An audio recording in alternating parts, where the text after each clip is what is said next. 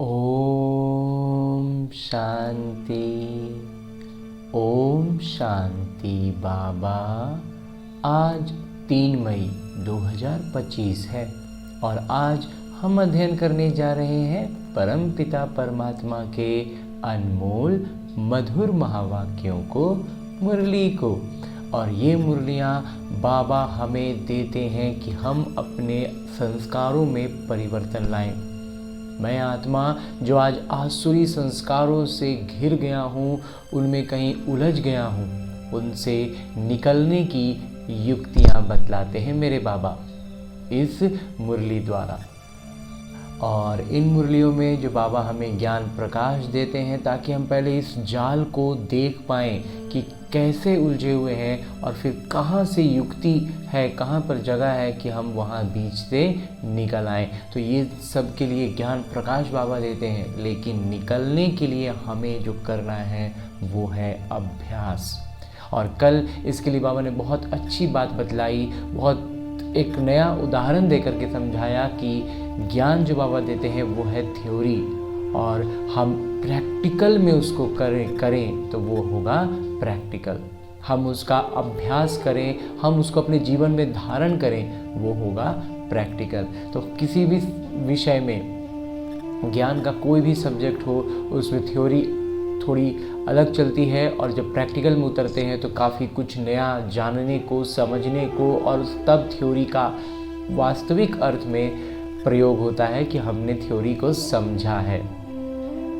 तो ऐसे ही इस अमूल्य ज्ञान को समझने के लिए, अपने आत्मा के स्तर पर धारण करने के लिए, मैं आत्मा आज अपने इस स्थूल शरीर से अलग होकर अपने सूक्ष्म शरीर के साथ चलता हूँ मधुबन की धरा पर, और उसमें भी खास पांडव भवन के उस हिस्ट्री हॉल में जहाँ मेरे बाबा साकार रूप में रहते हुए मुरलियाँ चलाया करते थे। तो उन मुरलियों को आज भी हम इतना प्रत्यक्ष अनुभव करते हैं, इतना सटीक अनुभव करते हैं कि महसूस नहीं होता कि वो पहले की चली हुई मुरली है। तो ये भी तो परमात्मा का जादू ही है ना। तो ऐसे ही विशेष जादू का अनुभव करने के लिए मैं आत्मा जैसे ही इस हिस्ट्री हॉल में उपस्थित होता हूँ, यहाँ पर मम्मा भी विराजमान हैं जो मुरली के पहले वीणा बजा रही हैं, और पूरा वातावरण आनंद विभोर हो उठा है मम्मा के इस वीणा की धुन से। माँ शारदे, माँ सरस्वती के इस उपस्थिति से और उनकी वीणा की उस ज्ञान वीणा की धुन से पूरा वातावरण आनंद विभोर है। और परम पिता परमात्मा की उपस्थिति का अनुभव तो मैं आत्मा जैसे ही वहाँ उपस्थित होता हूँ, मुझ आत्मा में जब पवित्रता, शांति, प्रेम और सुख के प्रकंपनों के संचार तीव्र हो जाते हैं, तो ये अनुभव होने लगता है कि परमात्मा मेरे सम्मुख है,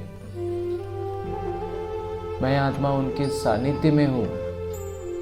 तो इस अनुभव से भरपूर होते हुए जब मेरे बाबा साकार रूप से, सूक्ष्म शरीर के साथ ही सही, लेकिन मेरे बाबा दृष्टि से मुझ आत्मा में ज्ञान प्रकाश और अष्ट शक्तियों का प्रवाह करते हैं, तो ऐसे अष्ट शक्तियों की जागृति के अनुभव के साथ परम पिता परमात्मा के प्रेम में लवलीन होकर पूर्ण रूप से आत्म अभिमानी स्थिति में स्थित रहकर अध्ययन करते हैं ये अमूल्य मुरली,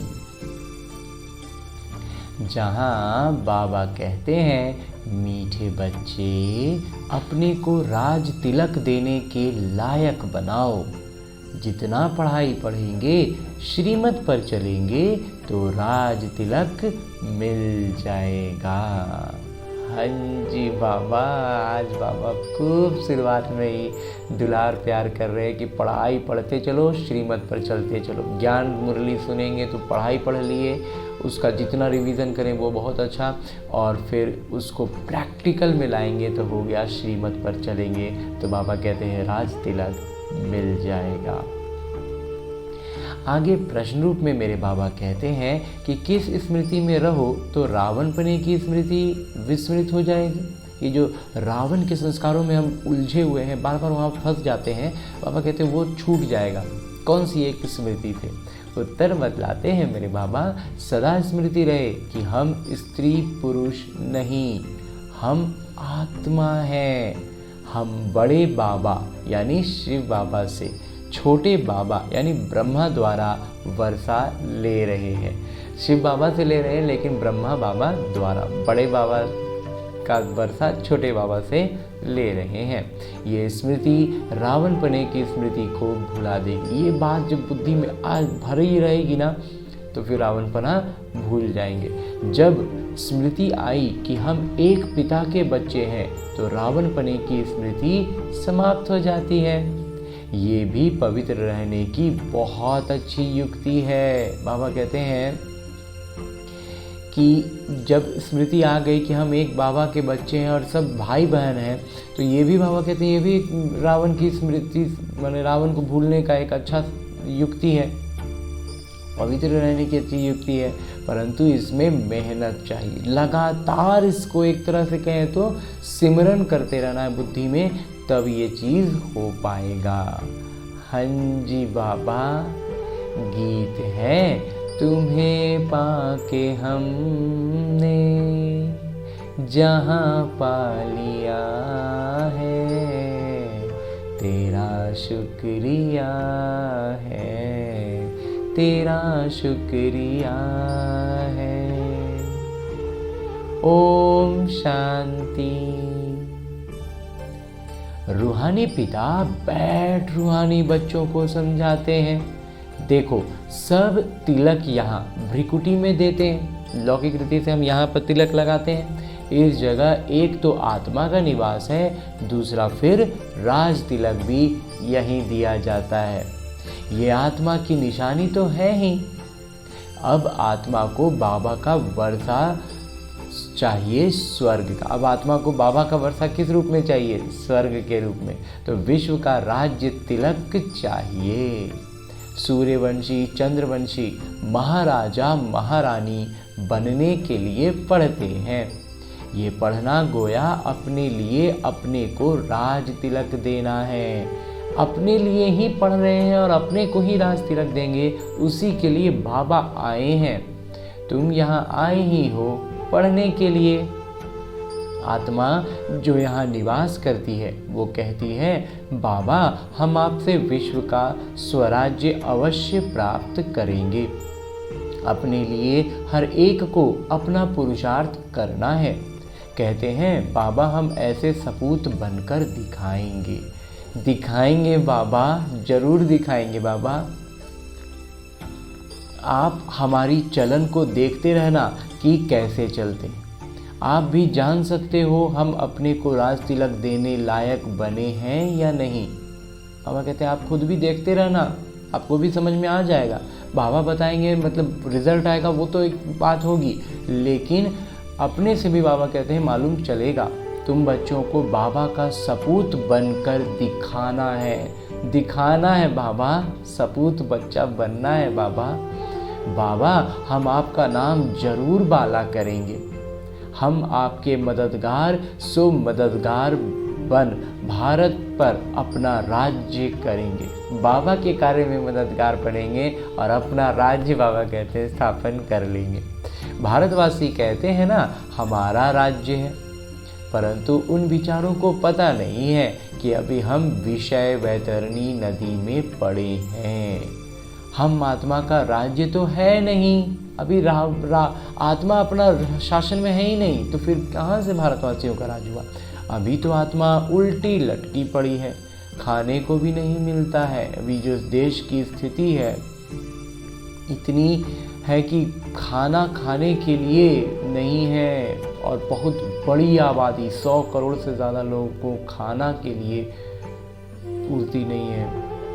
कहने को हम 140 करोड़ हो चुके हैं, लेकिन 100 करोड़ से ज़्यादा लोग भूखे हैं। इसलिए बाबा कहते हैं खाने को भी नहीं मिलता है, बुद्धि आत्मा उल्टी लटकी पड़ी है। जब ऐसी हालत होती है तब बाबा कहते हैं अब तो हमारे बच्चों को खाने के लिए भी नहीं मिलता है, अब हम जाकर इन्हों को राजयोग सिखलाएं।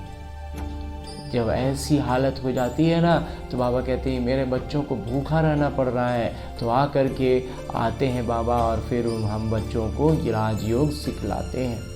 तो बाबा आते हैं राजयोग सिखाने, बेहद के पिता को याद करते हैं, और जब वो हमें सिखलाते हैं राजयोग तब हम अपने पिता को याद कर पाते हैं। वो है ही नई दुनिया रचने वाले। बाबा पतित पावन भी हैं, ज्ञान सागर भी हैं। ये सिवाय तुम्हारे और कोई की बुद्धि में नहीं है, ये सिर्फ तुम बच्चे जानते हो। बरोबर हमारे पिता ज्ञान के सागर, सुख के सागर हैं। ये महिमा पक्की याद कर लो, भूलो नहीं। बाबा की महिमा है ना, बाबा की महिमा है तो इतना इसको हम भूल कैसे सकते हैं। वो पिता पुनर्जन्म रहित है और वो हमारे जो बाबा हैं वो पुनर्जन्म रहित हैं। कृष्ण की महिमा बिल्कुल न्यारी, कृष्ण की महिमा है लेकिन वो अलग है, न्यारी है। प्राइम मिनिस्टर, प्रेसिडेंट की महिमा तो अलग अलग होती है ना। प्राइम मिनिस्टर का अलग रुतबा है, प्रेसिडेंट का अलग रुतबा है। वैसे ही शिव बाबा का अलग महिमा है, कृष्ण की अलग महिमा है। बाबा कहते हैं मुझे भी इस ड्रामा में ऊंच से ऊंच किरदार मिला हुआ है। ड्रामा में एक्टर्स को मालूम होना चाहिए ना कि ये बेहद का ड्रामा है, इनकी आयु कितनी है। अगर नहीं जानते तो उनको बेसमझ कहेंगे, परंतु ये कोई समझते थोड़े ही हैं। बाबा आकर कंट्रास्ट बतलाते हैं, कितना विशाल अंतर है ये हमारे सामने बाबा स्पष्ट करते हैं कि मनुष्य क्या से क्या हो जाते हैं। देवी देवताओं से गिरते गिरते आज जानवर से भी बाबा कहते हैं बदतर हालत हुई पड़ी है। अभी तुम समझ सकते हो, मनुष्यों को बिल्कुल पता नहीं है कि 84 जन्म कैसे लिए जाते हैं। भारत कितना ऊंच था, चित्र है ना, आखिर देवी देवताओं के चित्र हैं तो वो भारत का ही है ना। सोमनाथ मंदिर से कितना धन लूट कर ले गए, सोमनाथ का मंदिर कितना धन वहाँ से लूटे, 17 बार लूटे थे फिर भी पूरा नहीं खत्म कर पाए थे। कितना धन था, वो द्वापर में उतना धन था तो सतयुग की तो हम कल्पना भी हम नहीं कर सकते हैं, इतना धन रहा होगा। बाबा ने कह दिया था ना, लोहा तांबा पीतल कुछ रहेगा ही नहीं, किसी की ज़रूरत ही नहीं है। जब सोने के ही महल ही होंगे और कोई धातु का ज़रूरत ही क्या है। सोना तो सबसे श्रेष्ठ धातु है, धातुओं में ऐसे भी हम अभी के हिसाब से भी जानते हैं। तो बाबा कहते हैं अभी तुम यहाँ बेहद के पिता से मिलने आए हो। बच्चे जानते हैं बाबा से राज तिलक श्रीमत पर लेने आए हैं। श्रीमत पर ही तो बाबा से राज तिलक मिलेगा ना, श्रीमत पर चल पाएंगे जब हम धारण करेंगे ज्ञान को। बाबा कहते हैं पवित्र जरूर बनना पड़ेगा। जन्म जन्मांतर विषय वैतरणी नदी में गोते खाकर थके नहीं हो। बाबा कहते हैं इतना जन्म से तो विकारी काम करते आ रहे हो, थक नहीं गए हो जो बार बार अभी भी विकार के ही तरफ कदम बढ़ा देते हो, बुद्धि चली जाती है।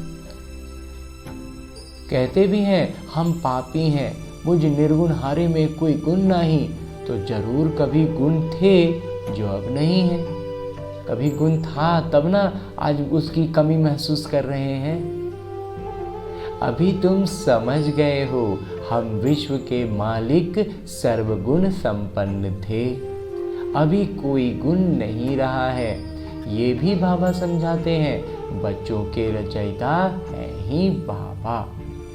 तो बाबा को ही तरस पड़ता है, हम बच्चों के रचयिता वो हैं तो उनको तरस पड़ता है ना, सभी बच्चों पर तरस पड़ता है कि क्या हालत हो गई इनकी।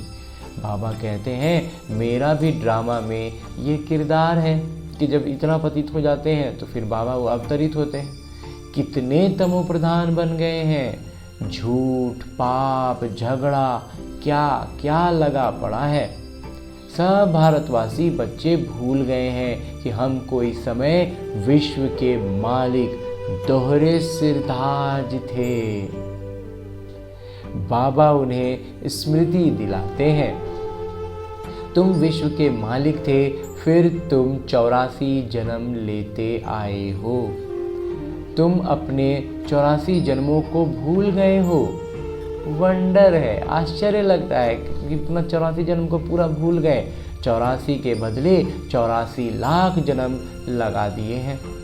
फिर कल्प की आयु भी लाखों वर्ष कह देते हैं। जन्म को भी 84 लाख कर दिए और कल्प की आयु भी लाखों वर्ष बता दिए। घोर अंधियारे में है ना, और ये सब क्या है? घोर अंधियारे का नतीजा है। कितना झूठ है। भारत ही सचखंड था, भारत ही झूठखंड है।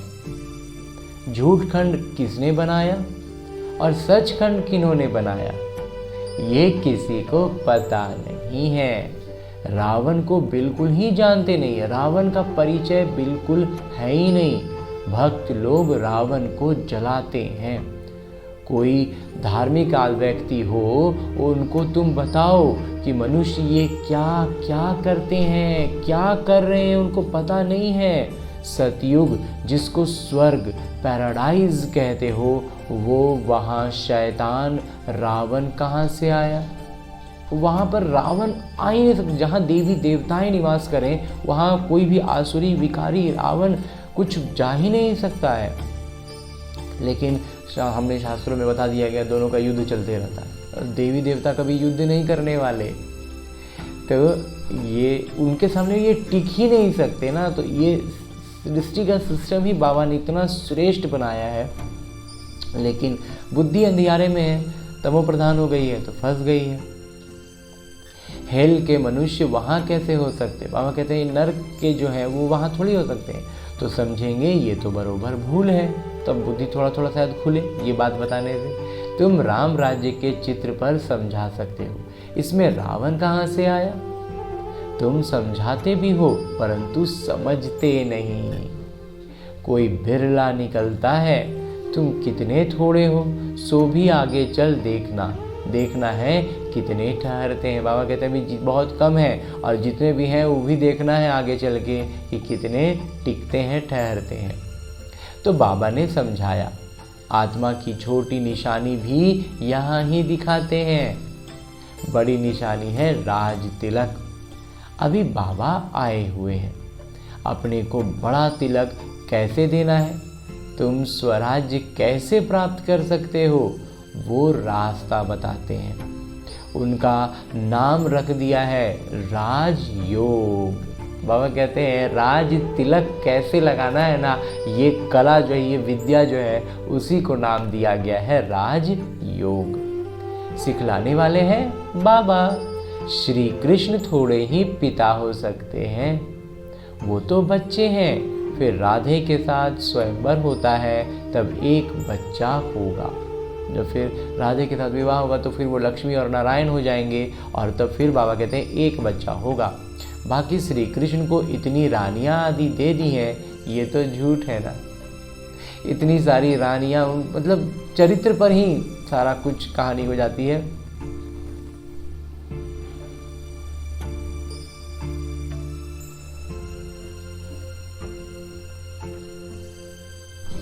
बाबा कहते हैं ये सब जो बातें लिख दी हैं तब तो झूठ भर दिया ना कि कृष्ण की इतनी सारी रानियां थी, तो कहीं ना कहीं हमारी बुद्धि उन सब बातों में उलझ जाती है, चरित्र पर हम फंस जाते हैं।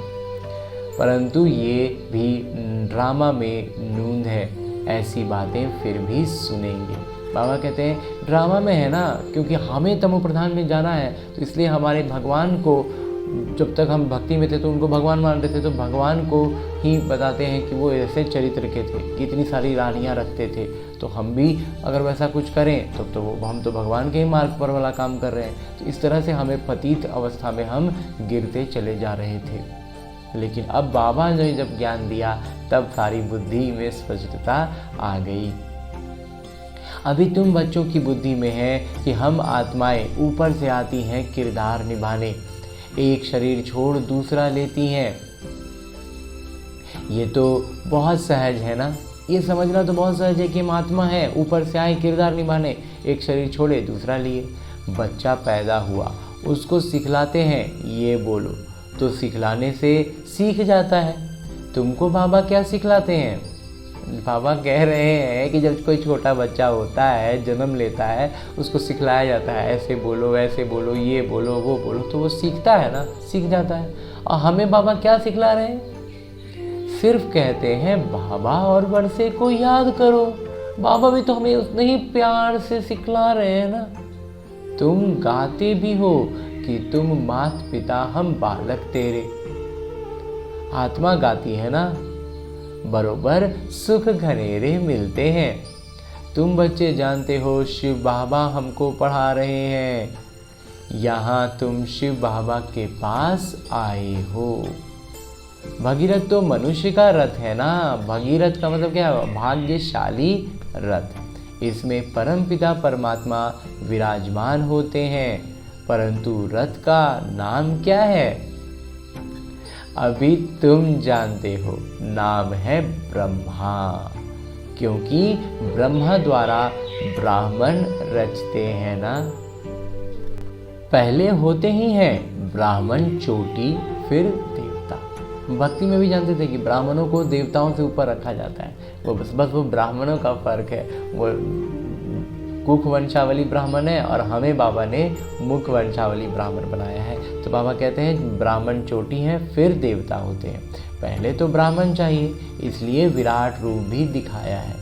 तुम ब्राह्मण ही फिर देवता बनते हो, लेकिन ब्राह्मण देवता से श्रेष्ठ क्यों है? क्योंकि हमें परमात्मा के साथ हैं। देवता में तो प्रारब्ध भोगेंगे, परमात्मा का साथ निरंतर इस रूप में तो नहीं होगा ना।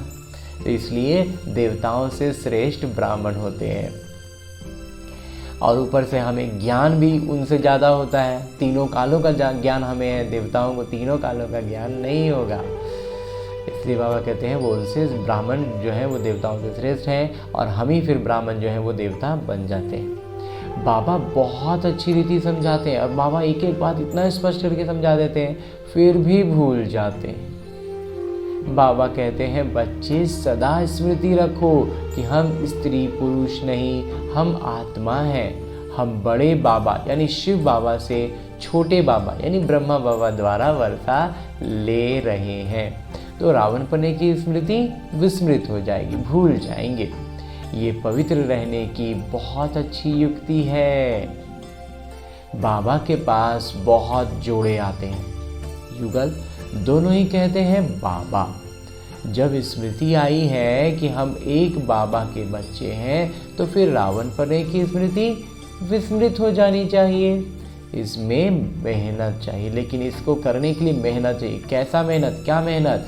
कि बार बार इस बात को हमें बुद्धि में चलाते रहना है, बार बार एक तरह से कहें तो सिमरन करते रहना है, तभी ये हो पाएगा। यही मेहनत है वास्तव में। मेहनत बगैर तो कुछ चल ना सके, कोई भी काम कुछ भी करना है तो मेहनत से ही होगा ना। तो बाबा कहते हैं मेहनत के बिना तो कुछ भी चल ना सके। हम बाबा के बने हैं, उनको ही याद करते हैं। बाबा भी कहते हैं मुझे याद करो तो विकर्म विनाश होंगे। 84 जन्मों की कहानी भी बिल्कुल सहज है, बाकी मेहनत है बाबा को याद करने में। बाबा कहते हैं कम से कम पुरुषार्थ कर 8 घंटा तो याद करो। कम से कम 8 घंटा बाबा याद करने कहते हैं। 1 घड़ी, आधी घड़ी। क्लास में आओ तो स्मृति आएगी। बाबा कहते हैं क्लास में आके बैठेंगे ना तो स्मृति थोड़ा आएगा, वहाँ का माहौल से बाबा की याद में हम थोड़ा खोएंगे। बाबा हमको ये पढ़ाते हैं, अभी तुम बाबा के सम्मुख हो ना, बाबा हमको ये बात पढ़ा रहे हैं, ये ज्ञान दे रहे हैं, तो कब ये महसूस करेंगे? जब क्लास में बैठकर मुरली का अध्ययन करेंगे। बाबा बच्चे बच्चे कह समझाते हैं, तुम बच्चे सुनते हो। बाबा कहते हैं हियर नो एविल। ये भी अभी की बात है। बाबा कहते हैं अभी के लिए ही है ये जो कहा जाता है, बुरा ना सुनो, बुरा ना देखो। अभी तुम बच्चे जानते हो हम ज्ञान सागर पिता के पास सम्मुख आए हैं, एकदम सम्मुख विराजमान होकर के अध्ययन कर रहे हैं ना हम बाबा की मुरली। तो ज्ञान सागर बाबा तुमको सारे सृष्टि का ज्ञान सुना रहे हैं, फिर कोई उठाए ना उठाए ज्ञान सुना रहे हैं। अब कोई ज्ञान को अपने भीतर धारण करे ना करे वो तो उनके ऊपर है। बाबा आकर अभी हमको ज्ञान दे रहे हैं, हम अभी राजयोग सीखते हैं। फिर कोई भी शास्त्र आदि भक्ति का अंश नहीं रहेगा। जब ज्ञान को समझ जाएंगे ना तो फिर भक्ति का बाबा कहते हैं अंश नहीं रहेगा। शास्त्र वगैरह सब कुछ समझ में आ जाएगा कि वो कहाँ फंस रहे थे, कहाँ हम अब निकल आए हैं। भक्ति मार्ग में ज्ञान रिंचक मात्र नहीं। जब तक भक्ति मार्ग में होते हैं ना ज्ञान बाबा कहते हैं रिंचक मात्र नहीं होता, और ज्ञान मार्ग में फिर भक्ति रिंचक मात्र नहीं। और जब ज्ञान में सचमुच सही तरीके से ज्ञान को समझ जाएंगे ना तो भक्ति फिर रिंचक मात्र नहीं होगी। ज्ञान सागर जब आए तब वो ज्ञान सुनाए। उनका ज्ञान है ही सद्गति के लिए। तो परमात्मा जो ज्ञान हमें दे रहे हैं ये सद्गति के लिए ही है। तो परमात्मा का ज्ञान जो हम ले रहे हैं तो फिर भक्ति का बाबा कहते हैं अंश नहीं होना चाहिए, क्योंकि जब हम भक्ति कर रहे थे तो ज्ञान का अंश नहीं था। तो इस बात को हमें समझना है, इसके अंतर को समझना है। तो बाबा बतला रहे हैं कि और ये फर्क क्यों है, क्योंकि भक्ति में हम अंधियारे में थे, नीचे जा रहे थे, और ज्ञान जो है ये हमें ऊपर ला रहा है। तो हम एक साथ ऊपर और नीचे तो नहीं जा सकते ना। तो ऊपर आना है तो भक्ति पूरा छूटना चाहिए, रिंचक मात्र भी ना रहे, तब हम ऊपर उठ पाएंगे। और भक्ति बची हुई है मतलब हम नीचे भी जा रहे हैं, ऊपर आने की सिर्फ कोशिश कर रहे हैं, वापस ऊपर आ नहीं पा रहे हैं। इसलिए बाबा ने इस बात को आज हमें स्पष्ट किया। बाबा कहते हैं उनका ज्ञान ही है सद्गति के लिए। तो ज्ञान वो हमें दे क्यों रहे हैं? सद्गति के लिए, ऊपर आने के लिए। तो भक्ति छोड़नी है ना। तो सद्गति दाता है ही एक, जिसको ही भगवान, जिनको ही भगवान कहा जाता है। सब एक ही पतित पावन को बुलाते हैं, फिर दूसरा कोई हो कैसे सकता? जब एक पतित पावन को सब बुला रहे हैं तो दूसरा फिर कहाँ से हो सकता? हो ही नहीं सकता। अभी बाबा द्वारा तुम बच्चे सच्ची बातें सुन रहे हो। बाबा ने सुनाया, बच्चे मैं तुमको कितना साहूकार बनाकर गया था। 5000 वर्ष की बात है। अभी 5000 साल पहले इतना राजा रानी राजकुमार बना के तुम लोग को गए थे, क्या हालत कर लिए। तुम डबल सिरताज थे, दोहरे ताजधारी थे हम। पवित्रता का भी ताज था। फिर जब रावण राज्य होता है तब तुम पुजारी बन जाते हो। अब बाबा पढ़ाने आए हैं तो उनकी श्रीमत पर चलना है, औरों को भी समझाना है। बाबा कहते हैं मुझे ये शरीर लोन लेना पड़ता है, आधार लेते हैं बाबा शरीर का। महिमा सारी उस एक की ही है, मैं तो उनका रथ हूँ। ब्रह्मा बाबा कहते हैं मैं तो सिर्फ रथ हूँ ना, महिमा तो सारी उनकी है, शिव बाबा की है, बैल नहीं हूँ। भक्ति में हमें क्या दिखाते हैं? बैल पर सवार होते हैं, जबकि ऐसा नहीं है। बलिहारी सारी तुम्हारी है। बाबा तुमको सुनाते हैं, मैं बीच में सुन लेता हूँ। बाबा ब्रह्मा बाबा कहते हैं कि शिव बाबा आए हम बच्चों के लिए, हम बच्चों को ज्ञान सुनाते हैं। और शिव बाबा जब ज्ञान सुनाते हैं तो चूंकि ब्रह्मा तन का आधार लेते हैं तो ब्रह्मा बाबा भी सुन लेते हैं, वो भी लाभान्वित हो जाते हैं। और सबसे पहले वही सुनते हैं तो वो सबसे, और उन्होंने वो चूंकि उनका रथ था तो उनको जिम्मेवारी उन पर ज़्यादा थी, तो उन्होंने ज्ञान को प्रैक्टिकल में अपना करके, चलन में दिखला करके हमारे सामने उदाहरण प्रस्तुत कर दिया है। हमें उनके नक्शे कदम पर चलना है, जिसको बाबा कहते हैं फॉलो फादर। तो अभी बाबा आगे कह रहे थे कि ये भी पुरुषार्थी छात्र हैं। ब्रह्मा बाबा भी क्या है? पुरुषार्थी हैं, एक छात्र हैं, तुम भी छात्र हो, ये भी पढ़ते हैं।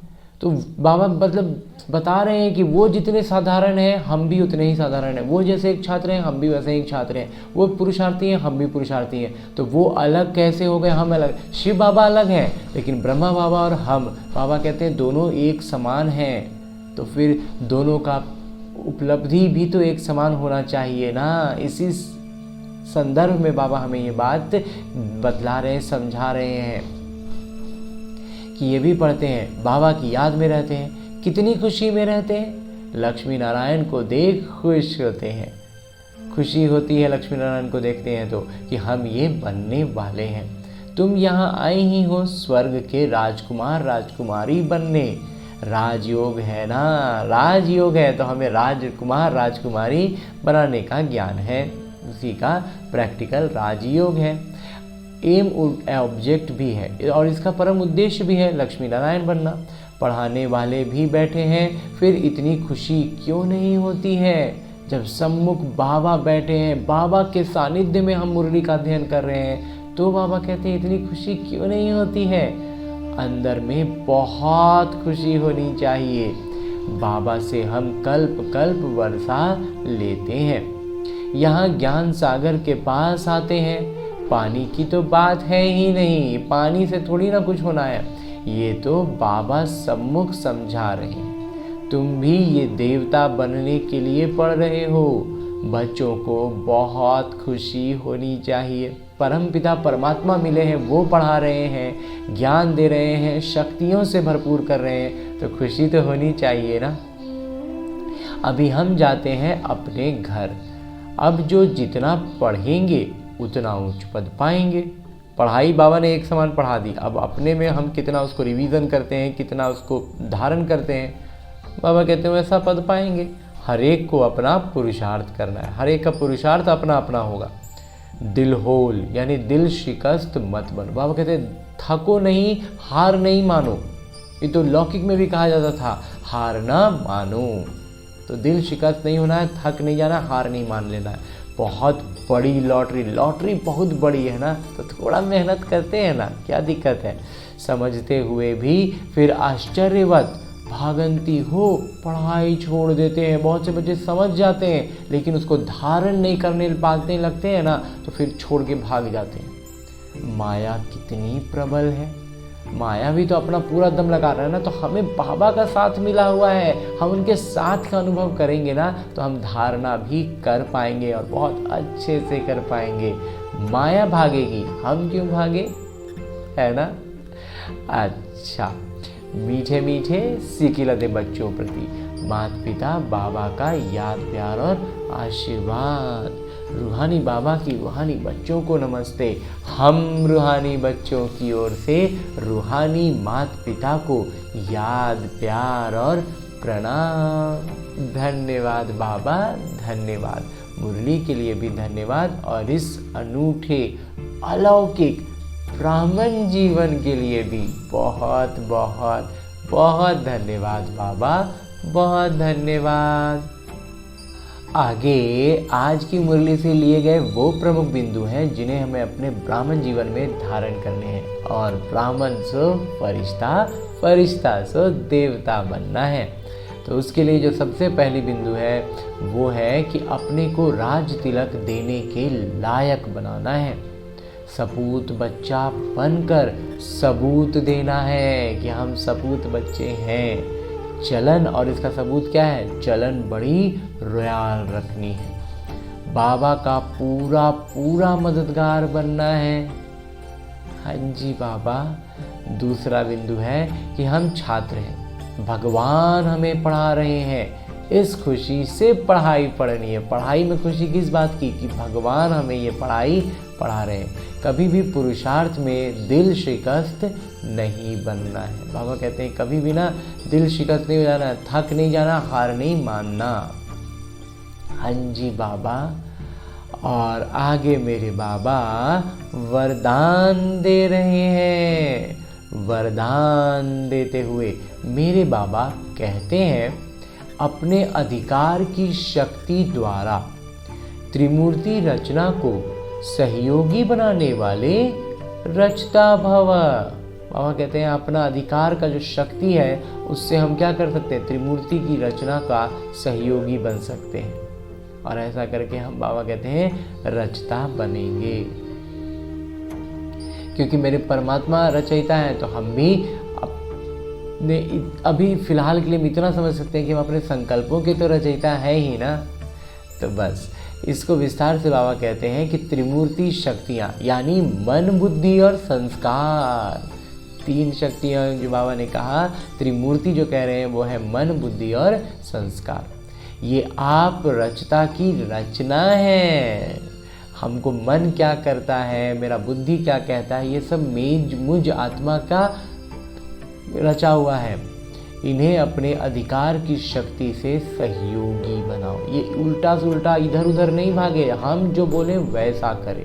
तो जैसे राजा स्वयं कार्य नहीं करता, कराता है। करने वाले राज्य कारोबारी अलग होते हैं, ऐसे आत्मा भी करावनहार है। करणहार ये विशेष त्रिमूर्ति शक्तियाँ हैं। ये त्रिमूर्ति शक्ति आज बाबा ने नाम दिया है इसको। ये करने वाली है, कराने वाली मैं आत्मा हूँ।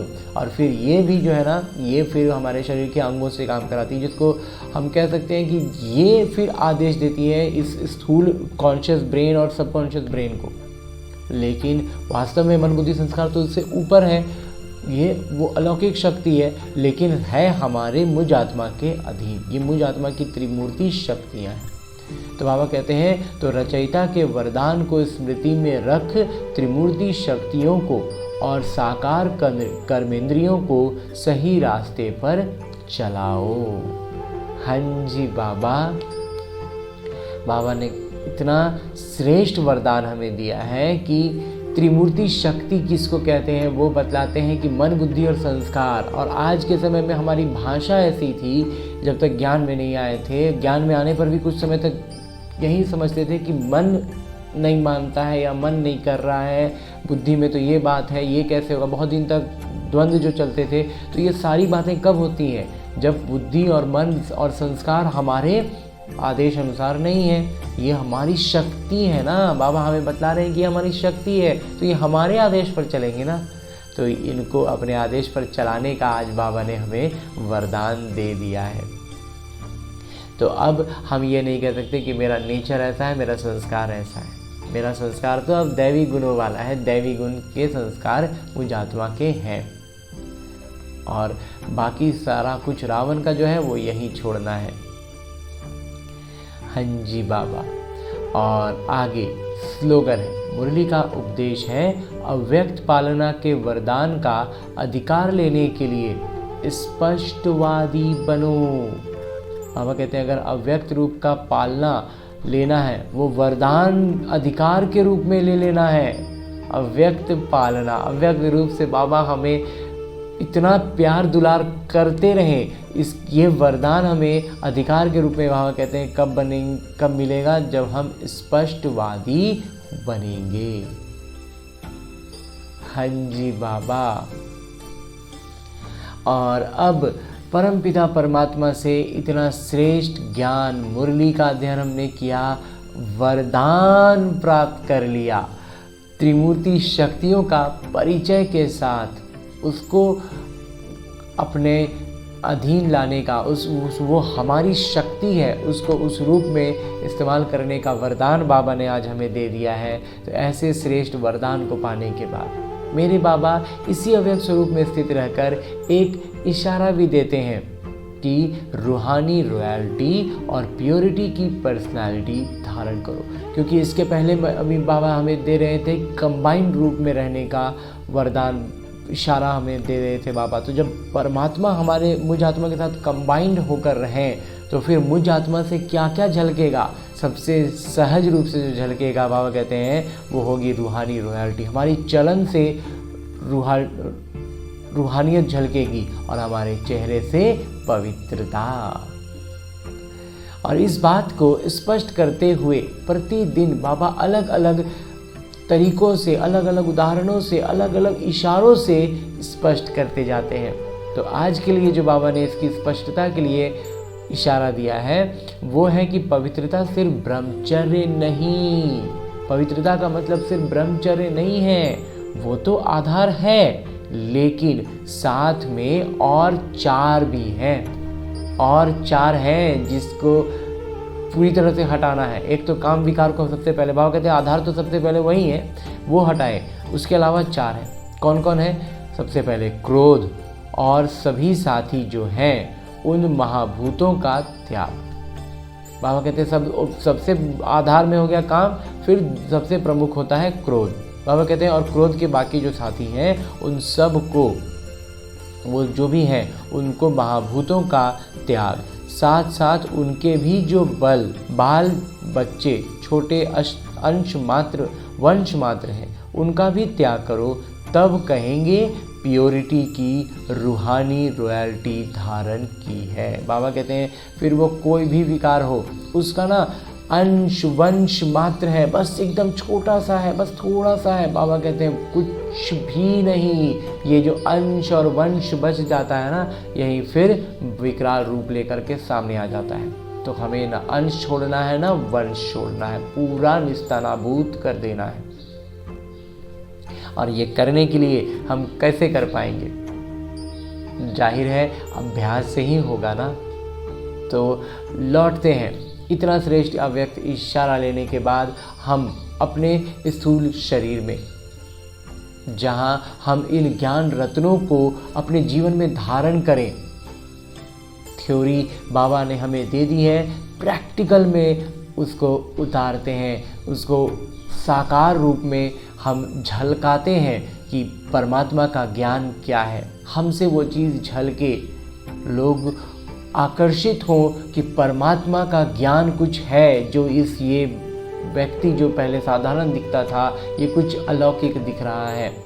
ये झलक हमसे झलकने लगे, ये ज्ञान, ये पवित्रता, ये रूहानियत झलकने लगे। इसी उद्देश्य, इसी श्रेष्ठ उद्देश्य के साथ वापस आते हैं, अवतरित होते हैं अपने इस लौकिक किरदार में, ढेर सारी शुभ भावना और शुभकामनाओं से भरपूर होकर। अच्छा, ओम शांति।